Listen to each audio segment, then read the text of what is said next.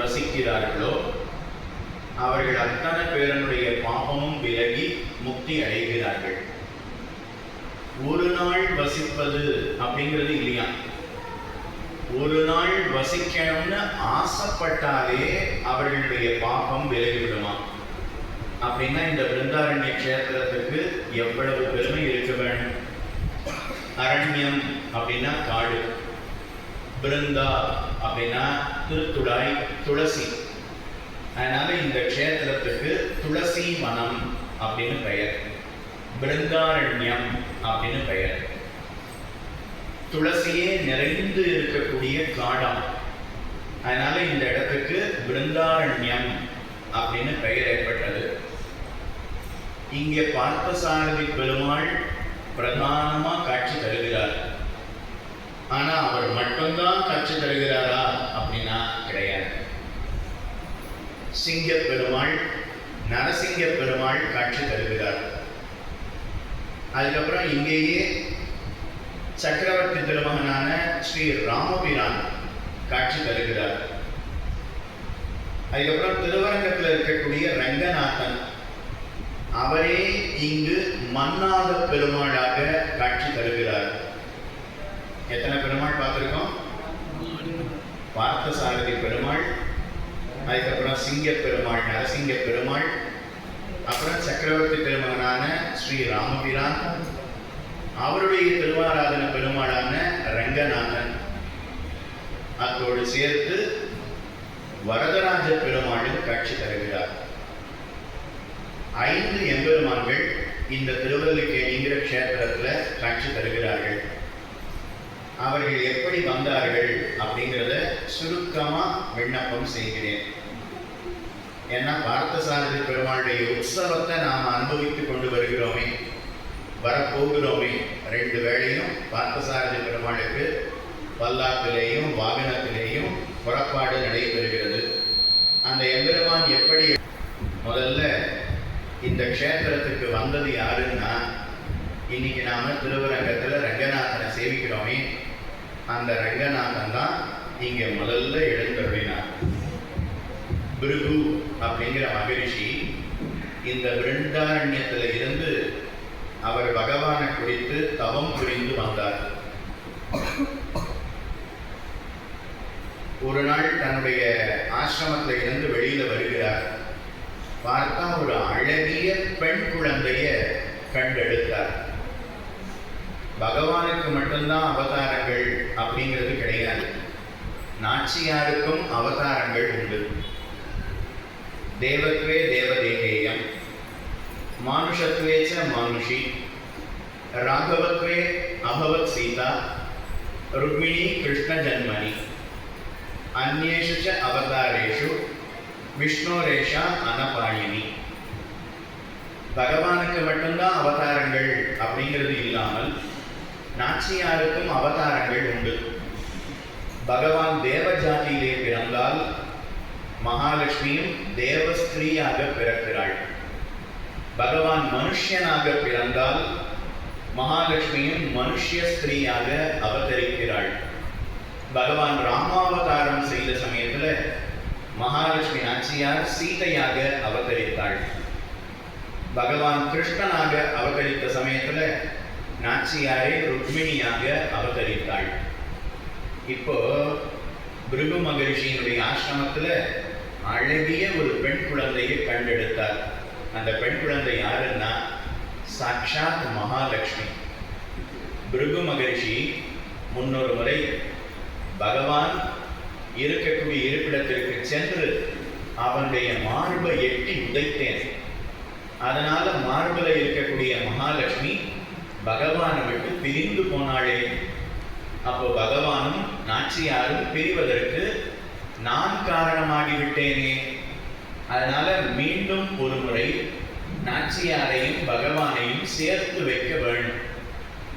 அதனால நானே மகாலட்சுமி நாச்சியாரை பெண்ணாக பெற்றெடுத்து வளர்த்து விஷ்ணு பகவானுக்கு கல்யாணம் செய்து கொடுக்க வேண்டும் அப்படின்னு மகரிஷி ஆசைப்பட்டார். அதனால நெடுங்காலம் தவம் புரிந்தார். அதனால அந்த தவத்தை நிறைவேற்றுவதற்காக மகாலட்சுமியே பெண் குழந்தையினுடைய உருவத்தை எடுத்துக்கொண்டு ஆசிரமத்து வாசல்ல இருந்தாளாம். அதனால அந்த குழந்தை எடுத்து உச்சி மோந்தார், கட்டி அணைத்து கொண்டார். இந்த பெண்ணுக்கு என்ன பெயர் வைப்பது யோசிக்கிறார். அப்போ ரிஷிகளுக்கெல்லாம் அவர் வேதத்தை சொல்லி கொடுத்தார். காலக்ஷேபம் சொல்லிட்டே இருக்கும்போது அப்பப்போ கேள்வியும் கேட்கணும். பிருகு மகிழ்ச்சி அவர் கேள்வி கேட்டார். அப்போ ரிஷிகள்லாம் என்ன சொல்வதுன்னு பார்த்துட்டே இருந்தாலும் பதில் சொல்லவே இல்லை.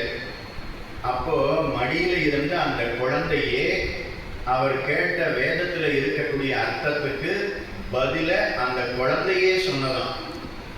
அதனால பிருகு மகிழ்ச்சி பார்த்து, ஓ என்ன ஞானம் என்ன ஞானம், அதனால இந்த குழந்தைக்கு வேதவல்லி அப்படின்னு திருநாமத்தை சூட்டினார். வேதவல்லின்னா வேதத்தை நன்றாக அறிந்த பெண், வேதாந்த ஞானம் உடைய பெண் அப்படின்னு அர்த்தம். அதனால மகாலட்சுமிக்கு வேதவல்லி அப்படின்னு திருநாமத்தை சூட்டினார். வேதவல்லியும் ஒவ்வொரு நாளும் ரிஷியினுடைய ஆசிரமத்தில் பகவானை சிந்தித்து கொண்டு தியானித்து கொண்டு பூஜித்து கொண்டு அவள் வளர்ந்தாள். நாளொரு வேணியும் பொழுதொரு வண்ணமுமாக அவளும் வளர்ந்தாள், பருவம் அடைந்தாள்.